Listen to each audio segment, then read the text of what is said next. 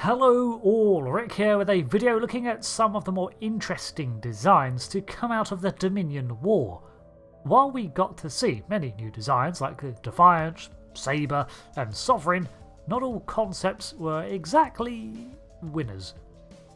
The following lore comes from the Star Trek Adventures RPG sourcebooks, so it's official but not canon content, although it makes for some interesting ideas. Although Starfleet had been bolstering their lines with newer ships, with the sheer scale of the battles they were facing, the shipyards could not keep up with the demand. In 2373, General Order 636-1 was given, which demanded increased production of the Defiant class from Utopia Planitia, which was a bigger undertaking than the Admiralty probably thought, placing great strain on the engineering core. For a start, in order to create more Defiant classes, they would have to expand the facilities dedicated to that unique design, which required a lot of the latest and, until recently, prototypical components like quantum torpedoes, pulse phaser cannons, ablative armour, and so on. On top of this, legislation and red tape from the Federation's members often curtailed and slowed down production of dedicated warships, and such a vessel as the Defiant required extra security to protect, considering the high level of tech present during construction. So, on top of resource requirement, manpower was lacking for a full conversion of the yards to create nothing but Defiant classes, leading to only 12 vessels by 2375, making that 6 per year more or less, with a projection of only an increased output rate by 30% overall, so 2 more than normal. This was all alongside the churning out of newer classes of vessel and refits of older models, which led to decisions like launching the Galaxy class before they were totally completed, and the postponement of ship classes like the Intrepid and Luna. That will be important later. As new ships took time, Starfleet began several new projects and schemes to get as many ships space-worthy as quickly as possible. One of these was the Starfleet reactivation plan, which saw them scour their mothballed fleets for salvageable ships that could be repaired and reintroduced to the front lines. Often the vessels uncovered, mostly Miranda and Excelsior class ships, unsurprising considering their commonality, were in need of some major repair or overhaul to return to spec. So, short on time and manpower, this did not happen. Instead, Starfleet ordered shipyards to find compatible vessels with complementing functional systems and quite literally kit-bash them together. The goal of this project was not to create a new class of ship, or sometimes not even to create a stable or optimised vessel, it was quite simply to get these hulks spacefaring again so they could support the fleet. What came out of the reactivation plan were amalgamations of vessels from bygone eras crashed together with newer tech from incomplete hulls.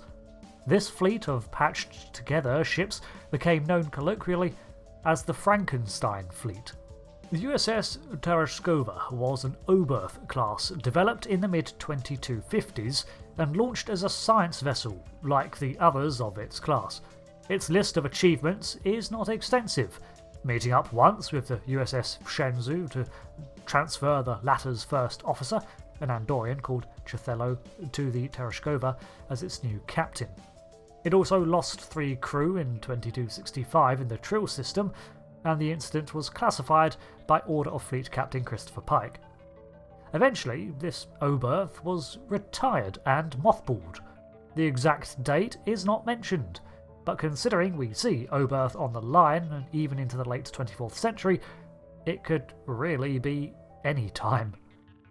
In 2367, it became one of the ships that was evaluated to be structurally sound enough to serve in use once more and took part in the Starfleet reactivation plan. Its nacelles and saucer remained, but the secondary hull was removed, depriving it of some living space and cargo space. In its place, a single Constitution nacelle was placed into it along with a secondary pair of Oberth nacelles.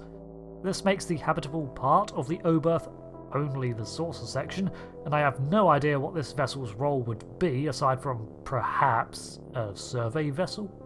The USS Contemplation was a retired Ambassador-class hull attached to an Intrepid-class saucer.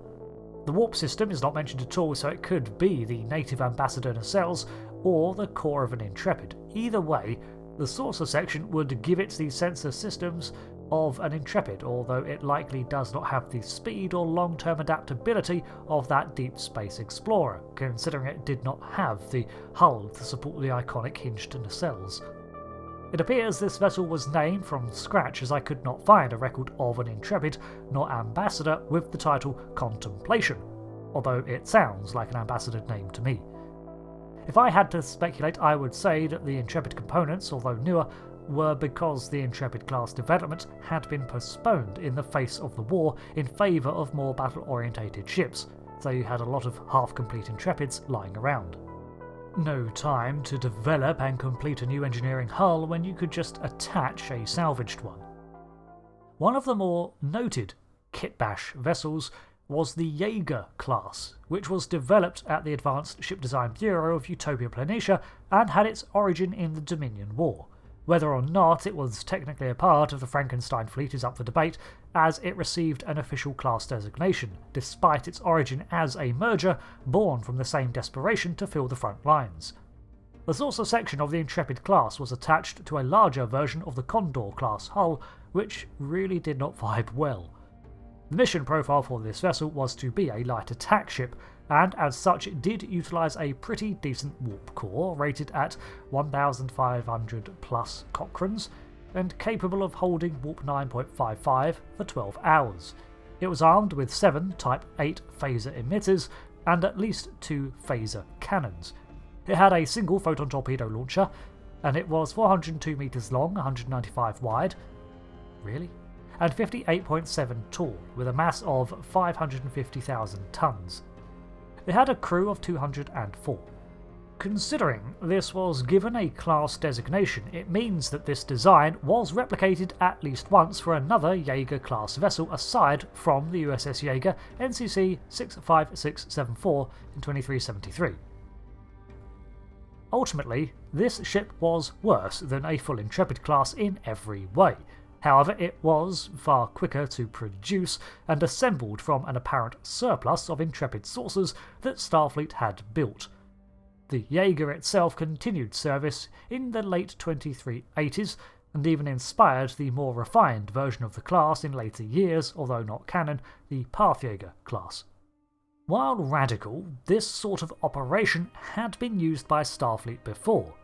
In 2280, almost a century before the Dominion War, the Centaur class first entered the scene. The USS Centaur NCC 42043 was constructed from the components left over from the Excelsior and Miranda class vessels placed together. A mission pod, specifically the probe and torpedo launcher of the Miranda, was grafted to the underside of an Excelsior saucer section, while new pylons and nacelles were built for the model. Like the Yeager class, this amalgamation design was saved by Starfleet and just as well. With the longevity of the Miranda and Excelsior lines, the components to produce the Centaur class were still around by the time of the Dominion War, and the Centaur schematics were dug up and the line had a resurgence with a newer warp core system. This new 24th century Centaur was 381 metres long, 320 wide, and 78 tall. Its crew numbered 315. It had a warp core of the same rating as the Yeager, however it was a bit more optimised for it, and could cruise at warp 7 and had a maximum warp of 9.6 for 12 hours. Generally, it had Type 9 phaser emitters, but being an Excelsior hull, they were not strips but phaser banks around the saucer.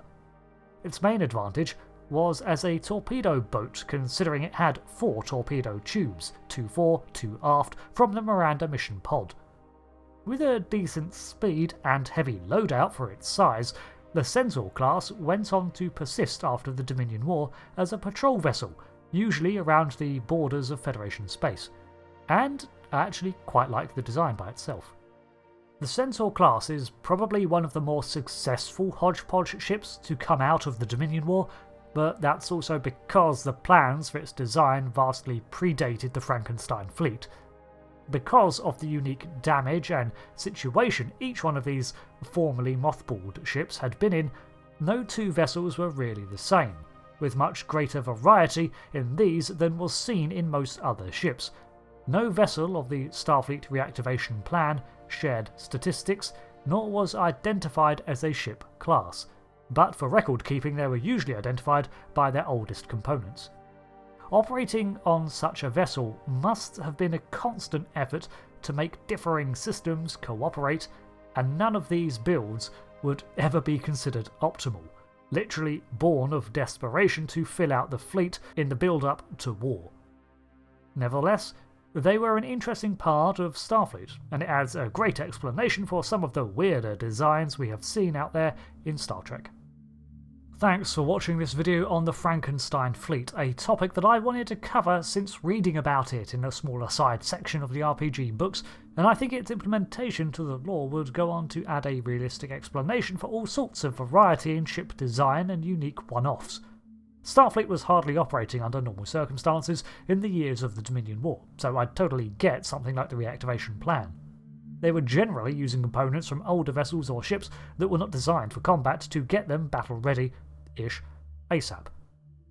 I know I'm going to be brainstorming some ideas now to make my own Frankenstein ship, so thanks for watching. I've been Rick, and I'll see you later for another video. Until then, goodbye.